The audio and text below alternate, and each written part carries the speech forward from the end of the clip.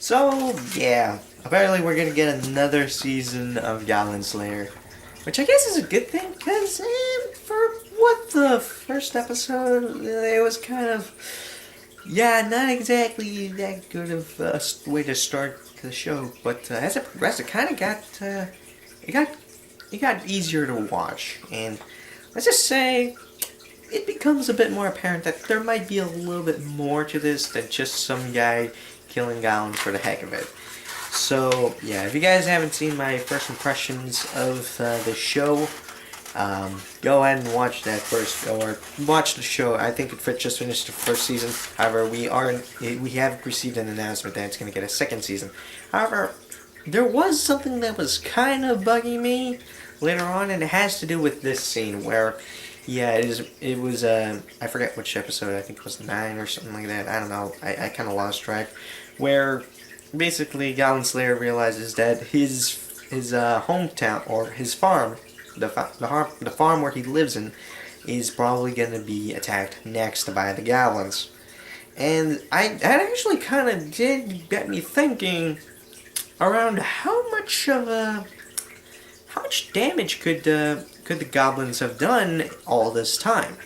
So I actually decided to do a little bit of research into medieval agriculture, just to see how much of an effect would the goblins have on, say, for every village they attack. And I decided to actually look into it.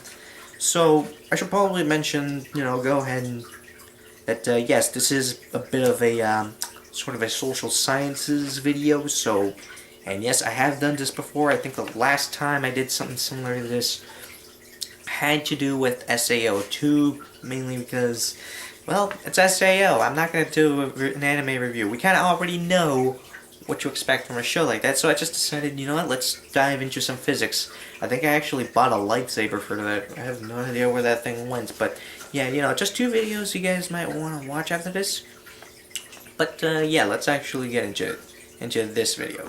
So yeah, I actually had to go ahead and do a little bit of research in terms of how exactly agriculture worked. Let's just say they did have a couple of good methods that we still use today, and let's just say after that it was just a limitation of technology and what was just available at the time. So yeah, basically I just went ahead and got the rougher estimates, and basically just went with the numbers given to me by. You can go ahead and look it up for yourself if you guys want to make a better video of this. But long story short, in the medieval era, around where this would happen, I'll just go ahead. This is something that's been bugging me for a while when it came to Goblin Slayer. Are we sure this takes place in the medieval era? Because, it's like, I can probably understand the creation of ice cream. It's just basically, like maybe paletas or something like that exist back then. Like, it wouldn't be that far-fetched. But then when you start saying that an elf knows what bananas are, it's like, you have to have some pretty good, you had to have had some pretty good connections, or, very good transportation in order to get bananas into a deciduous forest. And then I just kind of lost in the first episode when I heard that Goblin Slayer used gasoline to burn an entire nest, which is like, because here's the thing, I'm not a car guy as officially, like I don't know a lot about cars, but I do know that the very first cars, like the Benz tri-vehicle or whatever, and the Model T were initially powered by kerosene, which then later was mixed with ethanol and lead or whatever to create gasoline, although in other parts of the world they call it petrol. So yeah, in other words, the reason why gasoline was made was because of the car, meaning that we'd have to have cars in order for gasoline to even exist. And yeah, long story short, I'm just going to stick with medieval era because it seems like everything else fits in that category. So basically, in medieval times, typically 1 acre would yield about 8 to 9 bushels of wheat. Now, we should probably add an asterisk to this, because obviously not everyone in the village would be farming wheat. some would be farming beans, some would be farming, say, it typically goes like this. They went through a system known as crop rotation, where one section of the farm would be dedicated to winter crops, another section of the farm would be dedicated to spring crops, and another section of the farm would pretty much just be left blank to replenish its nutrients. It's a system of crop rotation, guys. And not only that, but it was sort of a collective where, you know, like say for example, hey, I'm probably gonna need your cow in order to help me plant the next seeds for this upcoming season. Can you help me out? Okay, dude, but you gotta help. But you gotta let my cow eat around in your area. And it's like, all right, fine. Well, you know, I'm kind of already planning on harvesting this area anyways. So, you know, your cow can just walk around in there, see what else it can eat. Like, that's sort of how it worked. It's like, it's kind of like nowadays where, okay, let me explain where my dad kind of works at construction. I pretty much said that before, but obviously we won't be able to do everything in a house. Not only because of legal reasons, but also because we aren't able to, you know, own certain tools. It's not that we don't have the money for it, we just don't have the space in our garage to keep a tool that we'll probably only use a certain amount of times. So typically what ends up happening is we sort of off-sell a certain part of the labor to someone who either is allowed to work on that type of trade or probably can do it a lot faster given that they have the tools for it. So that's kind of how it worked. So okay, so we know how much an average acre would typically yield, but how much land is every village? So I went with I did a quick Google search, and so far we have Laxton as our example. Mainly it's a preserved village in England. So that's probably going to help us out a little bit better. And typically the average acre of a village, like how much acre is dedicated to farmland, it's about 480 acres. And I did double check on Google Maps, and it seems about the right size in terms of what a typical medieval village would probably be in that time period. So once you actually do some quick math, I'm just gonna give the gist about it. But long story short, the average village will probably give you about 3,840 to 4,320 bushels. Now, how much does that equate to? Well, it basically means that assuming that each village is dedicated to wheat production only, which I know is not the best thing for a village to do. Obviously, they'd like to diversify more of what they farm. That would mean that in average they would basically have about almost 200,000 loaves of bread for each yield.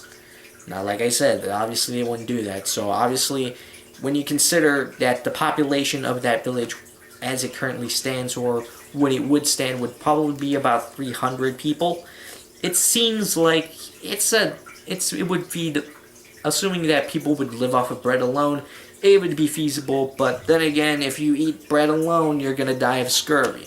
So obviously you'd want to balance that out with beans or beer or whatever. I'm not too familiar with what was grown back then. Not to mention the other things that, you know, live on a farm, like cows or chickens or pigs. Obviously, it seems like they might be able to sustain themselves and maybe do a little bit of trading if, say, a village is not exactly doing that well. And that's pretty much what it amounts to. Basically, villages at the time were pretty much all about sustainability. They weren't really that interested in trading unless, say, a village has a type of is struggling and needs to sort of pay off another village since they created a surplus in food. But that rarely happens. But let's go ahead and assume the worst case scenario and say that an entire village suddenly gets raided by goblins, as Goblin Slayers village once was. Just realize that there's like about 180,000 1,000 loaves of bread just instantly gone right there, and maybe for subsequent yields over the next couple of years. Now, I'm not talking about those small little penny loaves. We're talking industrial loaves, as in the kinds you get at the supermarket. Where we're talking commercial loaves. I guess I should have said that. As in the times, the kind that is already pre-sliced and you get at the supermarket. So yeah, that pretty much already gives you an idea of just how much damage a single goblin raid gets. And then suddenly you realize their adventurers are not taking this because they're not going to get paid enough. Well, yeah, but then again, when you consider the fact that villagers aren't able to pay off the adventurers a wage that they might be able to, and suddenly you kind of realize this whole anime is probably conservative. Like, Jesus.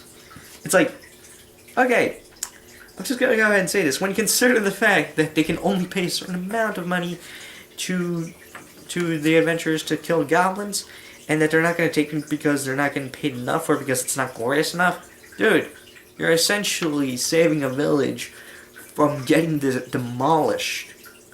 And not only that, but also you're kind of making sure the economy doesn't suddenly crash. It's the reason why suddenly we went into a recession after 9/11. Anyways, and just to add a little bit more, you know that scaly guy, the lizardman, that was the lizardman shaman that was part of Goblin Slayers group. Here's the thing. Here's a fun fact. While all the men are out there farming, the women stayed at home, did all the weaving and such, but they also were the ones, that produced the butter, ground the flour, and made cheese with the help of some very helpful bacteria. So, yeah, to suddenly know that not only are they killing livestock and destroying farms, but they're also basically essentially raping and killing the producers of cheese, which we know very well that the Lizardman has sort of become a worshipper of. Yeah, that kind of gives you more than enough reason to start killing all the goblins you see. So, yeah, I think that sort of creates a little bit more light, and I think the overall message that I'm trying to say is that don't feel bad if you have to work at McDonald's or do a part-time job or be the janitor of a school, because guess what? Even though you're probably not doing something that is going to be respected, it's definitely something that is needed, And it's not something that you're going to be stuck in forever. I mean, unless you decide, you're going to start creating an entire business, or if you're going to run your own franchise or something like that, because,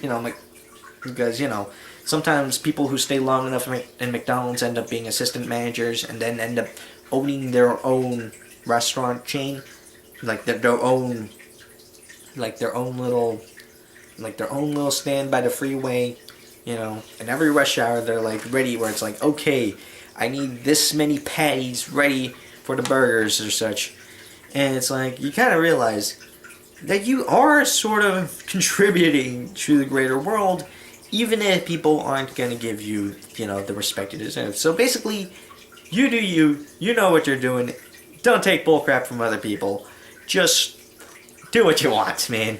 Because in the end, just do what you want, but just acknowledge that what you're doing, whether it's cleaning toilets or taking orders from people at McDonald's or delivering pizzas or whatever, it's certainly something that is needed, and it's certainly better than selling drugs at the corner.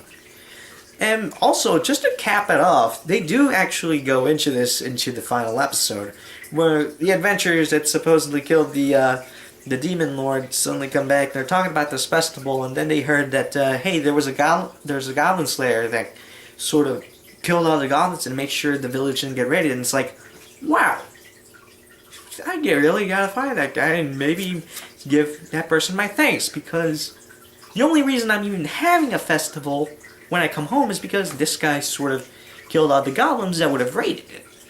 And it's like, it would really suck if I suddenly found out that my entire village was destroyed. It's kind of like, say, if you go into the Navy and become a Navy SEAL and kill the leader of ISIS, only to come back home and realize that some kid with an AR-15 shot down the school where your daughter attended. And it's like, it's almost like what you did was worth nothing. Kind of, that's sort of the conclusion I kind of went to when I was watching this show. It's like, here we are seeing a guy that despite doing something that not a lot of people would respect, he's doing it because it knows it has to be done. And yeah, that's pretty much all I got to say. Like I said, I'm not reviewing this show until maybe the second season comes out because, you know, I'm definitely sticking for the second season, but I know this is going to continue on. But yeah, this is really all I got to say for this video. And I'll see you guys in the next year, I guess. You know, I'm already got a couple of anime that I really want to watch. Let me know what you guys would suggest for me, or what other reviews you want me to do.